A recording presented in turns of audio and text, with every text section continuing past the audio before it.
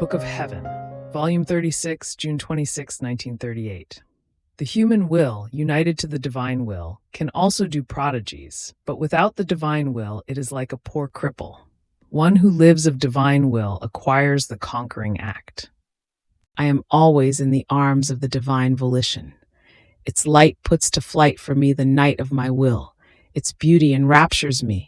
Its love chains me in such a way that I cannot find the way to get out from within. Its womb of light. But I don't know why. I was concerned and afraid of my will, and my dear Jesus, visiting my little soul, told me, "My blessed daughter, the human will, together with my will, can do prodigies too. However, without my will, it is like a poor cripple who cannot even help herself. Without my will, it remains like a disciple without his master. Poor one. Without his master, he will remain always ignorant, with neither science nor art, incapable of earning even a piece of bread for living. The human will without mine is like a person with legs but no feet, arms without hands, mouth without tongue, eyes without pupils, head without reason. Poor creature, what an abyss of miseries she finds herself in. One would say, it would be better had she never been born. So, the most terrifying and frightening thing for her should be not living united with my will. All the misfortunes swoop down on her.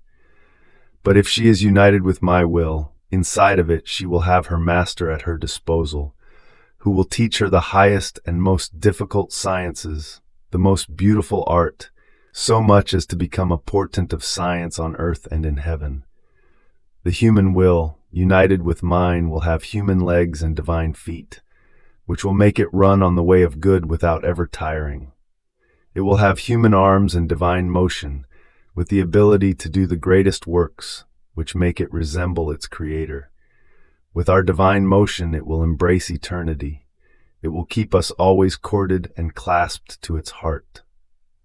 United with our will, the human will have a human mouth, but word and voice will be divine, and oh, how well will we speak of our Supreme Being.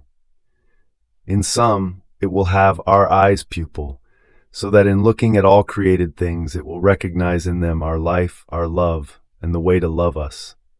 United to our will, it will have divine reason. It will feel a sort of infused knowledge which will form the ordered man, fully in the order of his Creator. Everything will turn into good. Even more, there is no good he will not possess if he lives in our will. Our will means the true failure of all evils, of all misfortunes, and it calls back to life every good because it possesses the source of it. Moreover, for the creature who lives in our will, each motion, breath, heartbeat, and anything she may do are continuous conquests that she makes, and divine conquests. I can say that, by living in my will, she breathes with my breathing, moves with my motion, beats with my eternal heartbeat.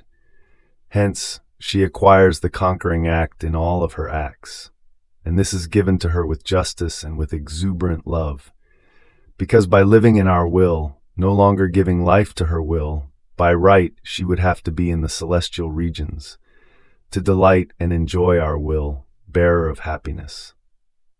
Now, in order to live of our will on earth, the poor daughter deprives herself of the joys of heaven.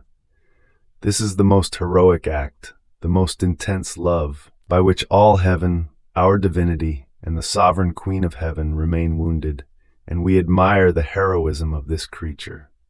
Oh, how much we all love her! And our love, which never lets itself be surpassed by anyone, grants the conquering and divine act to each of her breaths, to her every little motion. If she thinks, if she looks, if she speaks, the conquests are innumerable. We feel that it is not the creature who breathes and moves, but it is us, and we give the value that our breath and motion contains, which has all possible and imaginable values. So, she is the conqueror of our life and acts. This happy creature, with her conquering act, becomes our continuous outpouring of love, our very happiness, our rest, and her conquests are continuous signatures on our decree for the coming of the kingdom of our will upon earth. These conquests shorten the time, More so since our operating life is not a stranger on earth anymore, but already exists, having formed its kingdom in this fortunate creature.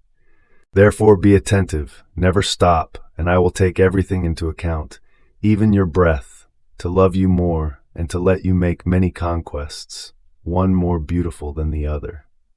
Then he added, My daughter, as the creature donates her will to me in order to live in mine, I too give her my will as gift. But do you know what my will does before donating itself?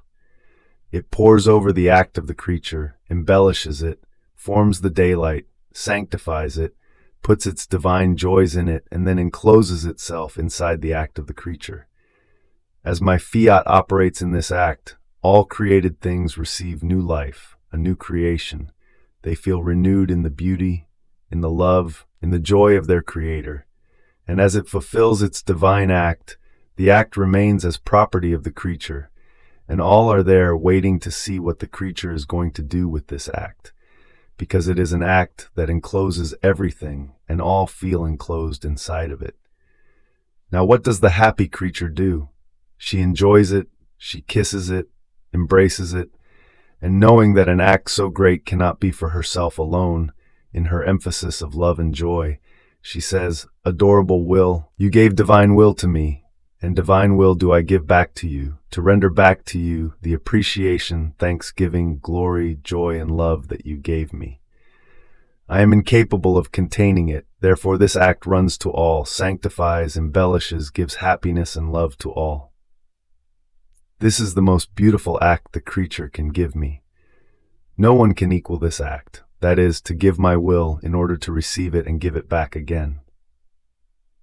Fiat.